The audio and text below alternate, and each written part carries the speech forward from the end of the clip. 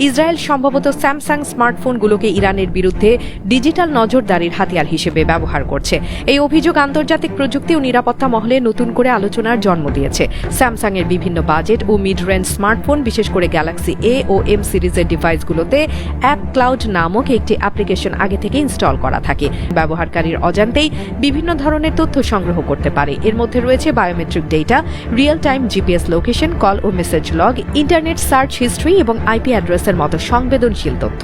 App cloud অ্যাপ্লিকেশনটি মূলত Israeli company iron source তৈরি করেছে, যার সদর দপ্তর তেল আবিবে অবস্থিত। ইরান যখন আলী লারিজানির নেতৃত্বে ভূগর্ভস্থ ক্ষেপণাস্ত্র স্থাপনা ও সামরিক সক্ষমতা বৃদ্ধিতে মনোযোগী, ইসরায়েল তখন সাইবার ও প্রযুক্তিগত নজরদারির ক্ষেত্রে বিনিয়োগ করছে বলে বিশ্লেষকরা মনে করেন। প্রযুক্তিগত নজরদারি ও গোয়েন্দা কার্যক্রম নতুন বিষয় নয়। ঐতিহাসিকভাবে বিভিন্ন দেশ তাদের নিরাপত্তা কৌশলে প্রযুক্তির ব্যবহার করে আসছে। তবে স্মার্টফোন ও ব্যক্তিগত ডিভাইসের মাধ্যমে সাধারণ নাগরিকদের তথ্য সংগ্রহের বিষয়টি আন্তর্জাতিক আইন ও নৈতিকতার পরিপ্রেক্ষিতে নতুন প্রশ্ন তুলে ধরেছে।